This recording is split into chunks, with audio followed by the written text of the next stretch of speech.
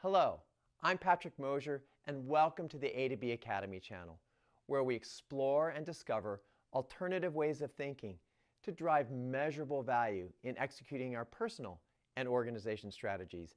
In this channel, we look at where we are right now at point A and try to get to point B. That's as simple as it is.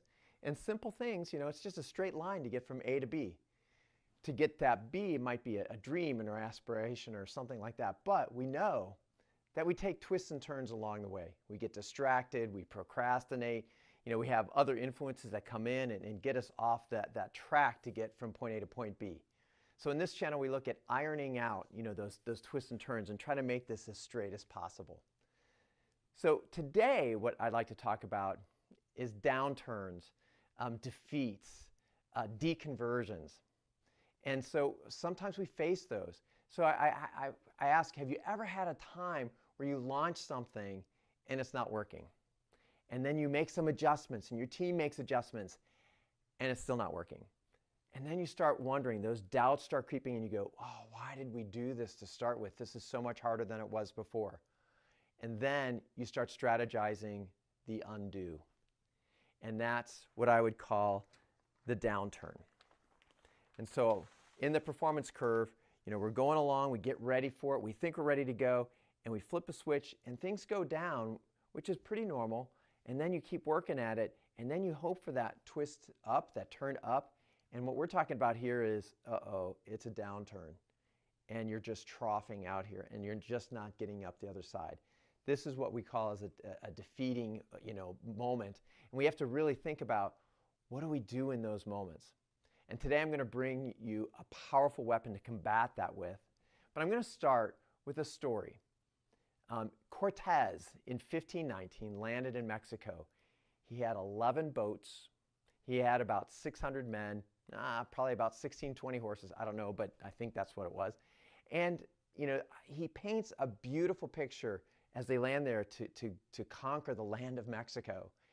And he speaks to his men.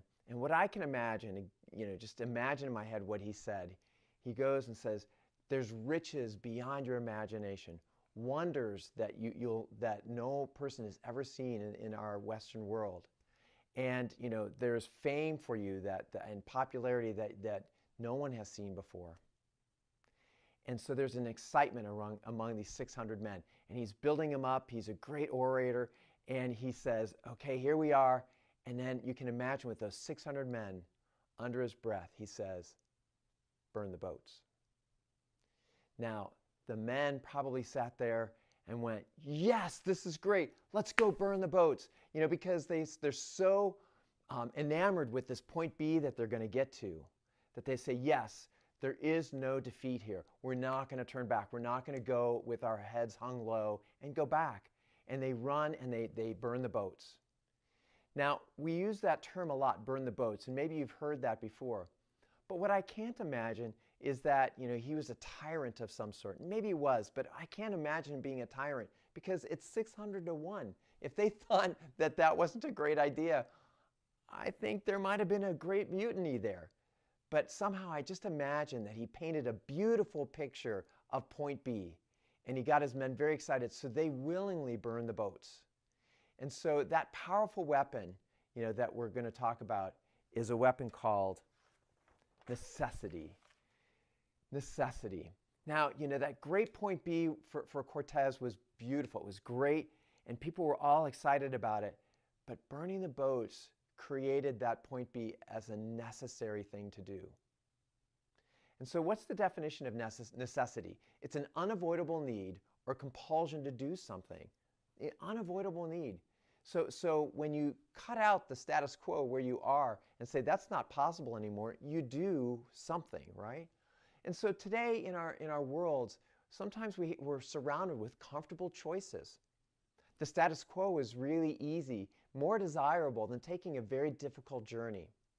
And so we stop, we procrastinate, and we stay in that status quo. So in that sense, necessity makes us uncomfortable. Necessity stretches us, and necessity is there to help us grow. And I'm sure if you're watching this channel that you want to grow.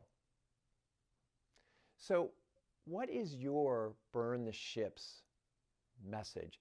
If you have your point B, and I'd suggest that you write down your point B, and then write down beside it, make a statement of what is your burn the boats message for yourself that says, hey, status quo is not good and not good enough, and I cannot stay in status quo.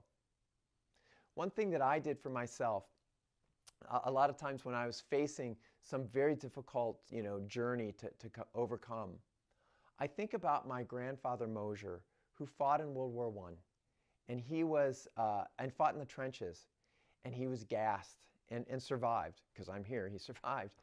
And when I face a difficult situation, my burn the boats message to myself is I imagine myself crouching in a trench, waiting for a whistle to blow to climb up a ladder that who knows what's going to happen when we have to rush across this field.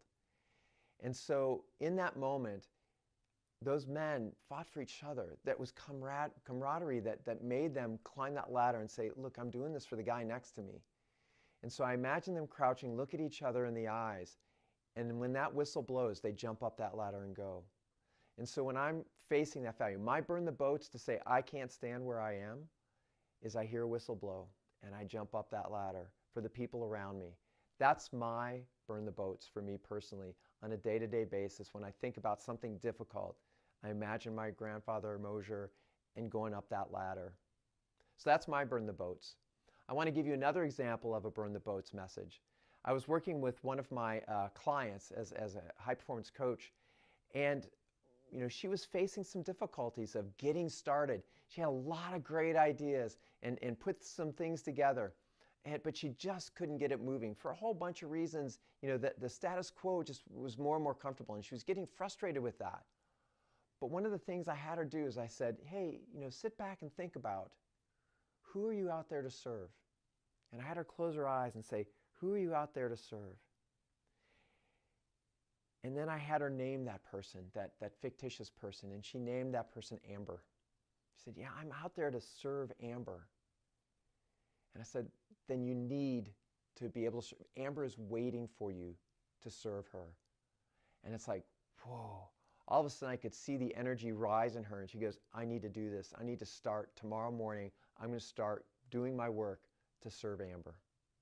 So that was her burn the boats moment. She can't do the status quo because Amber's waiting for her. And I encourage you to think about, what is your burn the boats message for your point B? What's that necessity that you have to do to make sure that the status quo is not acceptable and you have to jump to your point B? Well, I hope you enjoyed this message today, and I hope this was really helpful for you. That necessity, building that necessity to do what you need to do out in the world. So if you did like this channel, please like this episode, subscribe to the channel, find 3 or 4 other people to come join us, and I'll leave you with this, as I always do. Learn continuously, live your life 100% empowered, and interact authentically. Until next time.